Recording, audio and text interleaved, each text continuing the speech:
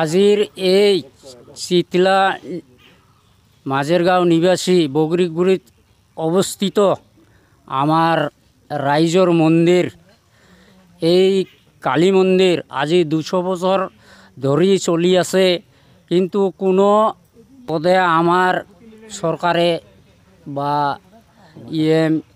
MLA আমার চকুত নপৰে। ইমানবাৰ কোৱাৰ পিছতো আমি মানে তাহাঁতৰ চকুত নপৰে।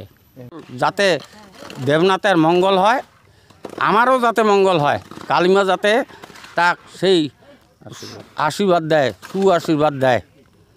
আমাৰ উপস্থিত আজি এই বগৰীগুৰি কালী মন্দিৰত আমাৰ মাননীয় সুকুমাৰ দেৱনাথ কাকা হয়। আমাৰ ওচৰত সমাজ সেৱক মানুহ এজন, খুব ভাল মানুহ, আমি জানো আমাৰ লোকেল মানুহ হিচাপে।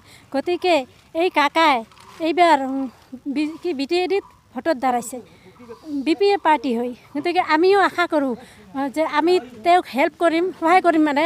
আৰু কাকা বহুত ভাল মানুহ, আমাৰ কথা দিছিল, আমি সিহঁতক আবেদন কৰিছোঁ যে আমাৰ কালী মন্দিৰখন ইমান দিনে হোৱা নাই আৰু আমি বনাব পৰা নাই।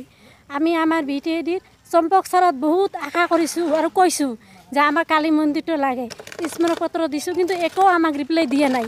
গতিকে আমি খুব আশাবাদী, ভালো লাগিছে যে আমাৰ কাকা সমাজসেৱক আমি চাওঁ। গতিকে আমাৰ বহুত ৰাইজে আশা কৰিছোঁ আমি এইবাৰ ভোট দি কাকাক জয়যুক্ত কৰিম, যে সিহঁতে সফল হ'লেহে আমি সফল হ'ম। আমাৰ ওচৰৰ লোকেল মানুহ আমি যেতিয়াই তেতিয়াই আহিব পাৰিম আৰু আশা কৰিছোঁ সি আমাকো সহায় কৰিব।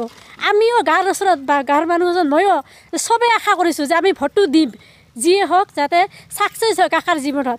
কাকা ছাকচেছ হোৱা মানে আমি ছাকচেছ হোৱা, এইটো আশাৰে আজি আমাক যিটো কথা দিছিল সেই মৰ্মে কালী মন্দিৰত মানে আজি খুঁটি গাড়িলে, আমাৰ ভাষাত যিকৈ খুঁটি গাড়িলে, এইটোত মানে কাকা আহিছে, আমি আহিছোঁ ৰাইজে। এই মোৰ লাষ্ট মন্তব্য আৰু কি, যাতে আমাৰো যাতে উজ্জ্বল হয়, এইটো আশা কৰি মোৰ মন্তব্য শেষ কৰিলোঁ। আজি মাজেৰগাঁও আৰ মাজেৰগাঁওৰ মন্দিৰটো হল বকৰিগুড়ি গাঁৱত, কিন্তু মাজেৰগাঁওৰ মন্দিৰটো বকৰিগুড়ি গাঁৱত হওয়ার কারণে সিহঁতে মানে কোনোকো লাগাল নাপায়। তো লাগাল না পাওয়ার কারণ হল সিহঁতে থাকে মাজেৰগাঁৱত আৰ এই মন্দিৰটো হল বকৰিগুড়িত।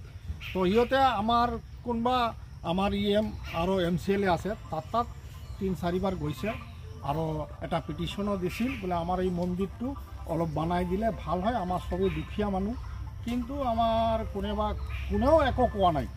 কিন্তু লাষ্টত আমাৰ তাত গৈছে, যাই কৈছে বোলে দেৱনাথ বাবু আপুনি যদি আমাৰ মন্দিৰটো বনাই দিয়ে তেনেহ'লে আমাৰ খুব ভাল হ'ব। তাৰপিছত আমি কৈছোঁ কি মন্দিৰটো আমাক অলপ দেখাওক, আমি চাম। তাৰপৰা আহি চালোঁ, তাত মোটামুটি এটা শীতলী মন্দিৰ, এটা কালী মন্দিৰ আৰু মোটামুটি 16খান মন্দিৰ আছে সব মিলি। তো লাষ্টত আমি কৈছোঁ একচুৱেলি দুখীয়া মানুহ সব, কাম কৰি খাৱাই মানুহ বেছি।